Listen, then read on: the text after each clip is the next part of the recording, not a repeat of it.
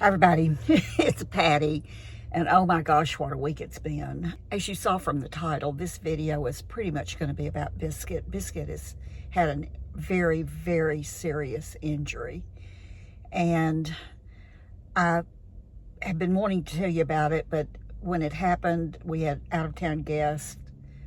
They just left a day or so ago, and I just haven't been able to film. I was able to get out for a minute yesterday and run to, actually I went to, and I can't wait to show you everything, but I went to the Beall's outlet, and oh my gosh, you just can't imagine that store. And I want to show you some things there, but right now I'm at the Dollar Tree.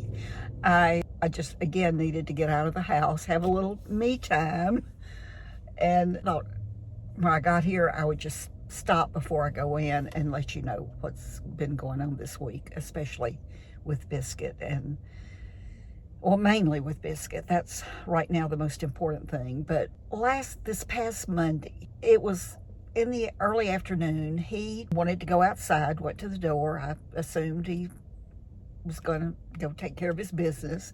And our little backyard is just totally fenced in. There is absolutely no way he can get out of the backyard. So we let him go out by himself.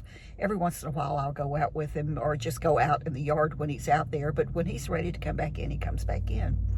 So he wanted to go out, and I decided to go out with him because Jim had planted some tomato plants and over in the corner, and we have little tomatoes, and some of them were getting pretty much ready to be picked, and I wanted to see if there were any that were actually ready, and so that's why I actually went out with him that time, and I'm so glad I did.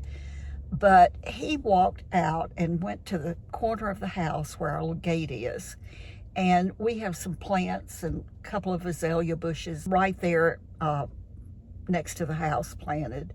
And Biscuit went to go behind those bushes. And as soon as he did, I could see him out of the corner of my eye, but he encountered this very large,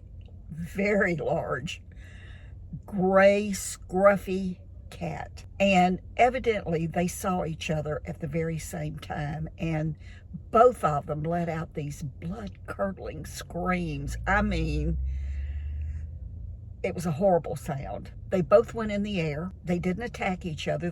I think they just scared each other to death, basically.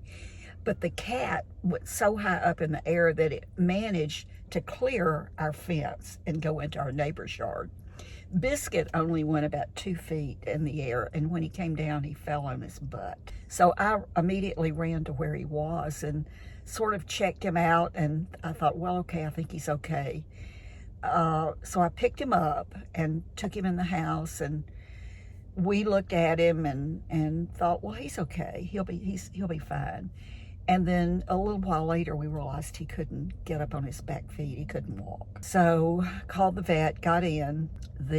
His doctor said, you know, this is not muscular. This is neurological. This is extremely serious. Before we talk x-rays and MRIs and CT scans and even think about possibly surgery, what I'd like to do is this therapy that we use when we think it might work. He said this is strictly neurological. It is his spine, it is his back. And, you know, we're saying, we'll do what you think is best here. But basically he gave him a steroid shot and then prescribed steroids and muscle relaxers and pain pills, and everything was on a schedule, a tight schedule. He had to be crated 24 hours a day. I could take him outside and carry him and set him down and let him take care of his business if that's why I was taking him out, and that would be the only reason. And then pick him back up and take him back out. But take him back in and put him in his crate. He didn't want him to walk other than maybe a step or two if he needed to, if he even could. So, and he said he wanted to see him again this past Friday. So this happened on Monday afternoon. He wanted to see him on Friday to see if he had made any progress. And I did ask him if we could let him sleep with us. I knew the crate was going to be a problem, period. But I said, you know, he normally sleeps with us. Can he just sleep with us? And he said, well, he can if you will make sure that he doesn't jump off the bed or fall off the bed. I said, well, I don't, where he sleeps, I don't think he will. I said, anytime he wants off the bed, he'll wake one of us up. And we put him down or, you know, take him outside or let him go outside, whatever. He said, well, just be careful. Otherwise, I want him in the crate. And he said, I can't express to you how important this is, that he stay crated, except sleeping with you guys overnight and going out to take care of his business. And so, as I said, he put him on a steroid, muscle relaxers, and pain pills just to take at certain times throughout the day. Whether we thought he needed the pain and pills or the muscle relaxers or not, he had to have them at those times. Well, what we learned really quickly is that he has pretty much been sedated the whole time. He is eating. He's pee-peeing and pottying when we take him out. He, at first, he could not get up on his back legs at all. And he did say, he said, if he can take 2 or 3 steps, that's okay. That's progress. But we just don't want him walking any, you know, at all. So I would take him out, and what we noticed is, or what I noticed is when I would have to pick his little butt up and get his legs underneath him, his back legs, and get his feet apart and sort of anchor him, you know, thinking that would help him to take care of his business. But he would just immediately fall down. And then if he tried to walk with his front feet to sort of propel him forward, his little back feet just drug behind him.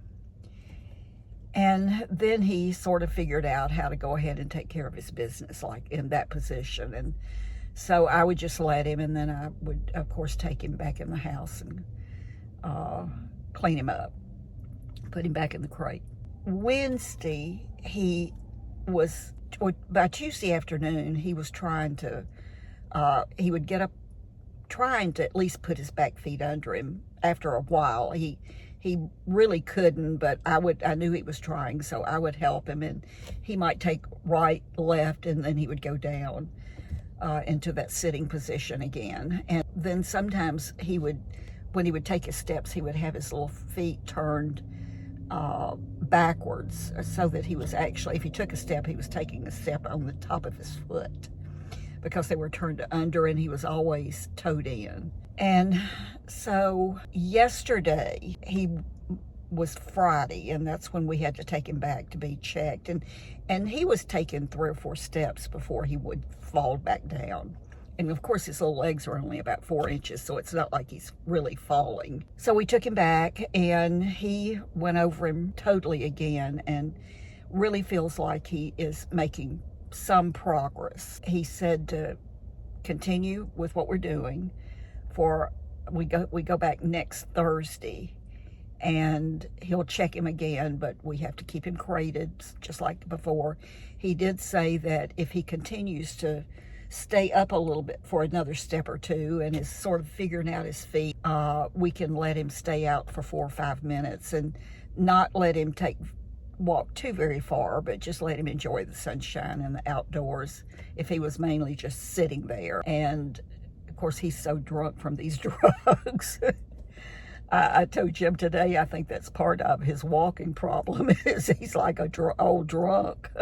He really can't walk, but I'm sure it's mainly the other. But, so that's sort of where we are with him. He's,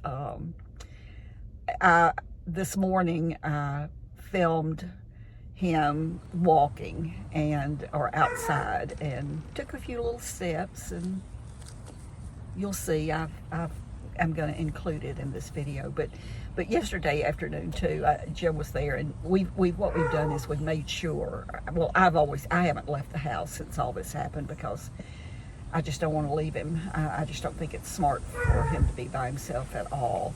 So Jim has been playing golf and running errands and doing what we need to have done outside the home. But I've stayed there with Biscuit. And yesterday afternoon I said, okay, I've had it. I need to get out of the house. And so I told him I was going to go to TJ Maxx. Well, once I got in the car, I decided I would go to Beall's Outlet instead, which was just down the street. So I went to Beall's Outlet, and I'm telling you guys, this store, I am just so impressed with this Beall's Outlet. The store is clean, number one, but number two, I could not believe some of the clothing and the home goods that they had. It was every bit as nice, as not nicer than TJ Maxx. It was as nice for sure with their selection of products, and I just super impressed. I rarely take my phone in and film anything like that, but I did take my phone in, or I had it, and I decided to take some pictures and some video for you guys, and some video. I decided just to take some pictures and maybe some video for y'all to see, and just to see what it was like. I couldn't believe it. At one point, I told one of the sales clerks who was stocking inventory, I said, I just cannot believe the store, how nice it is. Every time I come in, I think about that, how nice it is, and you must have a fantastic buyer. And she said, oh, we think so too. We love it. She said, it's just, we're amazed at the things we get in. So you'll see some things in my basket. I didn't buy everything you'll see in my basket. When it came time to actually checking out, I didn't buy everything. But I do want to show you, and I will show you. I have another video. I have that Quince video to get up this week, and I'll do that, and then this will probably be the next video where I will show you some of those clothes and things that I bought at the Beall's Outlet. I just wish I could link these things for y'all. I wish you all lived where there was a Beall's Outlet. I mean, yesterday they had Anne Klein. I mean, Anne Klein. Oh, well. But I think someone told me that they are really only in Florida and maybe another couple of other states, but I don't know what they are. If you know, leave it below. But for sure, Florida. And today I decided I wanted to get out again, and I came to, I'm sitting at the Dollar Tree, sweating because I turned my car off, and it is 89 degrees and it is hot. So I am going to end this.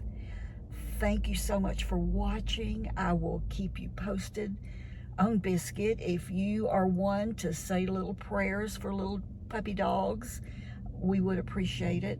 We just, we want to believe that he's going to recover from this and will be just like that little toy poodle. And in no time at all, we will have forgotten all about this episode. It's just sort of getting him through it. Us getting at least another week in this crate, and maybe even longer. I think as long as he's sedated the way he is, he'll be fine in that crate. But once we back off of all that, well, he may be so used to it that he doesn't mind. We'll see. But for sure, we're going to do absolutely everything that his doctor tells us to do so that we can avoid all of the bad stuff. So thank you so much for watching. I hope you have a wonderful weekend as this sweat is pouring off of my face. And I'll see you soon. Bye-bye.